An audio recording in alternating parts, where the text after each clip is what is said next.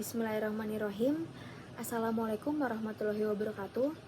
Sebelumnya perkenalkan, nama saya Mutiah Marsito Sudarianti dari NIM KP2 dengan NIM 111111853. Di sini saya ingin menjawab pertanyaan UAS yang diberikan oleh dosen pengampu saya, yaitu Bu Galuh Sukramanti Esikom MSI selaku dosen mata kuliah Public Speaking. Pertanyaannya adalah, bagaimana eksistensi seorang public relation di masa new normal? Nah, yang bisa saya jawab adalah istilah new normal menjadi semakin santer di telinga dan pikiran kita. Setiap hari media mainstream dan media sosial berlomba-lomba memberitakan tentang new normal ataupun tatanan kenormalan baru. Lalu sebenarnya apa sih arti dari new normal? Nah, istilah new normal ini menjelaskan tentang bagaimana kita beradaptasi terhadap lingkungan dalam bentuk penyesuaian perilaku masyarakat untuk kembali beraktivitas normal dengan tetap mengedepankan protokol kesehatan agar Indonesia bisa segera menangani COVID-19 dari aspek kesehatan, sosial, ataupun ekonomi. Artinya, ini merupakan cara kita mengadaptasi pandemi dengan membuat diri kita lebih nyaman, lebih tentram, lebih merasa aman di tengah situasi ketidakpastian seperti ini. Dan mengapa kita membutuhkan kenormalan baru? Karena saat ini tingkat infeksi dan kematian akibat COVID-19 masih belum signifikan penurunannya. Di sisi lain, keadaan ekonomi juga kian melemah. Nah, new normal dilakukan sebagai upaya untuk memperbaiki berbagai aspek tersebut secara beriringan. Di Indonesia, istilah new normal mulai muncul ketika Bapak Presiden Joko Widodo meminta jajarannya untuk mensosialisasikan new normal secara masif. Bahkan, beliau sempat meninjau langsung persiapan sarana publik stasiun MRT di Bundaran Hotel Indonesia di Jakarta dan juga Mall Summarecon Bekasi untuk persiapan menjalani new normal. Dapat diketahui bahwa saat ini pemerintah Indonesia telah mempersiapkan protokol skenario new normal di berbagai lini. Hal ini agar roda perekonomian Indonesia bergerak kembali dan aktivitas masyarakat dapat kembali berjalan tentunya dengan tetap menjaga dan menerapkan protokol kesehatan guna mencegah penularan COVID-19. Contohnya, DKI Jakarta yang memperpanjang PSBB sampai akhir Juni dan merilis jadwal untuk membuka kembali kegiatan ekonomi selama fase pertama periode transisi. Dan semoga strategi yang baik ini dapat berjalan dengan lancar. Karena pandemi COVID-19 ini membawa pengaruh yang besar, salah satunya adalah di bidang kehumasan. Dalam konteks kehumasan ataupun PR, pandemi ini dapat dikatakan sebagai krisis yang dialami perusahaan dan harus dikelola dengan baik.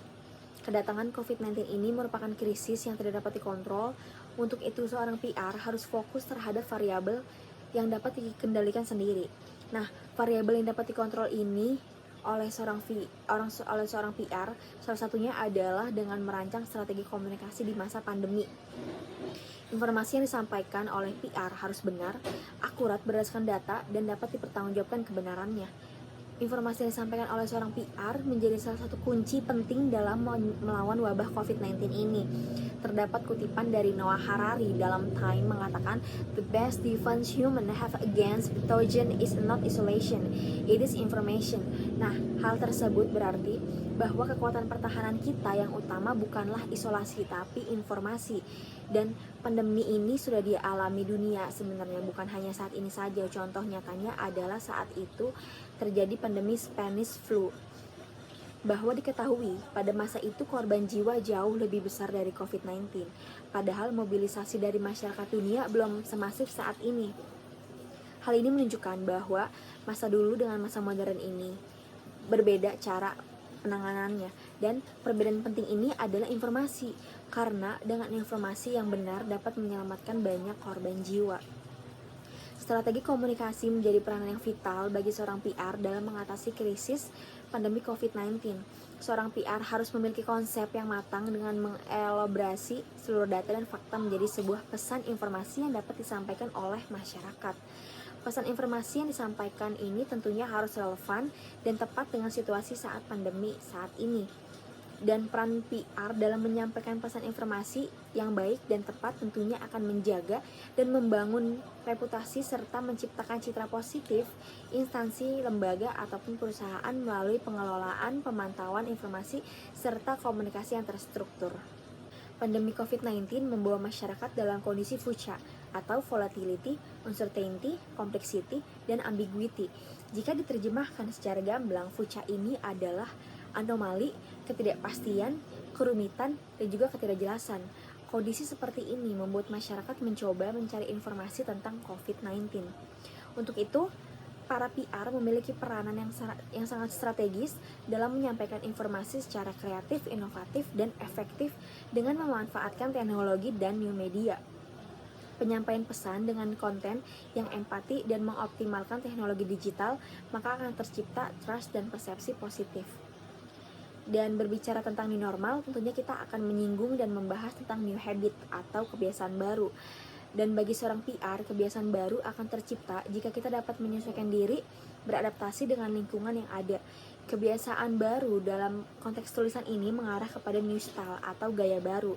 Nah, konteks gaya baru ini tentunya harus dapat dijalankan oleh para praktisi PR. Konsep new style ini merupakan hal yang baru yang dapat dijalankan oleh praktisi PR. Konsep ini memuat unsur 3A. Nah, unsur 3A ini adalah adopt, adapt, dan adapt. Nah, ketiga unsur ini bersifat esensial bagi seorang PR. Yang pertama itu unsur adopt, menjelaskan bahwa PR harus dapat mengadopsi dan menggunakan teknologi yang ada sesuai dengan perkembangan zaman. PR harus mampu menyampaikan pesan informasi dengan menggunakan media digital yang tepat dan mutakhir. Dan kalau yang kedua ini ada unsur adapt. Nah, adapt ini adalah menjelaskan bahwa PR harus mampu beradaptasi dengan hal-hal baru yang telah diadopsi dan beradaptasi dengan perkembangan teknologi dan mampu membuat konten yang kreatif dan bersifat informatif serta solutif bagi masyarakat. Dan yang terakhir ini adalah unsur yang ketiga, yaitu adapt, yang berarti mahir atau ahli di bidangnya. Karena seorang PR itu harus mahir atau terampil dalam berbagai hal, khususnya sesuatu yang telah diadopsi dan diadaptasi, dan siap untuk menghadapi segala tantangan, baik yang terlihat maupun yang tak kasat mata. PR juga harus mampu beradaptasi dengan segala perubahan yang ada agar dapat mengatasi setiap permasalahan.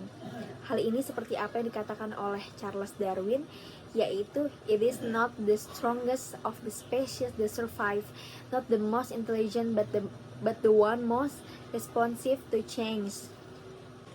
Banyak sektor terdampak COVID-19, yaitu beberapa di antaranya mengalami peningkatan penghasilan seperti mereka yang masih bisa bekerja dan produk yang bisa berproduksi yang berbasis online. Sedangkan dampak negatifnya adalah terjadi pada industri pesawat terbang, pariwisata, hotel, rumah makan, dan sebagainya. Dari hal tersebut diharapkan bahwa pelaku bisnis bisa belajar dan melihat peluang ke depannya. Perusahaan bisa memberikan solusi dengan memberikan layanan digital dan menjalankan protokol kesehatan yang sudah dilakukan. Terdapat beberapa peran hubungan masyarakat ataupun humas di masa pandemi. Dan yang pertama adalah melakukan monitoring dan perencanaan kembali berdasarkan data. Dan yang kedua, memastikan pelaksanaan protokol kesehatan benar-benar dilaksanakan. Dan yang ketiga, tidak lupa untuk melakukan komunikasi terhadap stakeholder prioritas terkait dengan perusahaan. Dan yang keempat adalah memperhatikan penyampaian brand kepada masyarakat dengan kondisi yang ada. Dan terakhir adalah memperhatikan penggunaan konten dan platform, dan disarankan untuk mengurangi kontak fisik dan memaksimalkan media digital yang ada. Terdapat 3 juga dampak yang lain krisis di masa pandemi ini adalah yang pertama itu ada perubahan status sosial, dan yang kedua adalah pola hidup yang baru, dan yang ketiga adanya penerapan physical distancing. Karena terjadi banyak perubahan dengan waktu yang cukup cepat, ini di tengah masyarakat Indonesia. Nah, pada instansi kesehatan, khususnya rumah sakit, beberapa krisis yang dialami ialah kelangkaan alat pelindung diri atau APD, tenaga kesehatan yang positif COVID-19, dan mendapat himbauan dari Perhimpunan Dokter untuk menunda kasus non-emergensi. Hal tersebut berdampak pada penurunan jumlah pasien yang dirawat di rumah sakit jika dibanding pada hari-hari biasa sebelumnya karena ketakutan masyarakat untuk ke rumah sakit. Kemudian tidak sedikit staf dan pegawai dirumahkan, serta beberapa dokter tidak membuka praktiknya. Kepercayaan masyarakat adalah kunci untuk memperbaiki keadaan saat ini. Nah, yang tadi saya bilang itu strategi PR, ada adopt, adapt, dan adapt. Ketiga inovasi ini akan menuju satu tujuan, yaitu memberikan pelayanan yang maksimal dan baik bagi masyarakat Indonesia. Peran humas di era new normal ini adalah membuat masyarakat bisa percaya bahwa saat ini kita bisa menyelenggarakan new normal lifestyle dengan inovasi, sosialisasi dan juga edukasi. Periode kita saat ini di tengah pandemi dipenuhi rasa kecemasan dan ketidakpastian. Peran seorang praktisi PR menjadi sangat krusial saat ini karena harus mensosialisasikan gerakan menuju new normal atau normal baru perlu dilakukan guna membantu masyarakat untuk beradaptasi. Lalu tantangan public relation saat ini adalah bagaimana tetap relevan dengan stakeholders di tengah ketidakpastian. Bagaimana mengatur timing komunikasi yang tepat di tengah pergerakan tren yang tidak menentu dan serba cepat. Dan bagaimana membangun engagement dengan audiens dalam situasi saat ini. Dan bagaimana memilih dan memaksimalkan penggunaan media platform yang sesuai dengan objektif komunikasi. Dalam berbagai aspek public relation harus memperhatikan hal tersebut. Pada aspek internal relation, PR harus mengelola sistem komunikasi internal serta memfasilitasi saluran komunikasi internal. Aspek media relation untuk tetap menjalin hubungan dengan media dan monitoring pembicaraan, konferensi pers dalam bentuk video konferensi secara virtual. Nah, pada brand communication, komunikasi merek perlu menyusun konsep komunikasi dan menjalin komunikasi melalui ranah digital, melalui berbagai kampanye digital dan juga kolaborasi dengan lembaga terkait dan pemerintah seperti memberikan bantuan ataupun donasi dalam aspek yang perlu diperhatikan. 4 langkah yang dapat dilakukan adalah utamakan keselamatan karyawan, jaga komunikasi dengan para pemangku kepentingan, membentuk kembali strategi untuk menjaga kelangsungan bisnis, dan membangun ketahanan dan juga bersiap untuk pemulihan. Sekian yang bisa saya sampaikan, kurang lebihnya saya minta maaf. Wassalamualaikum warahmatullahi wabarakatuh.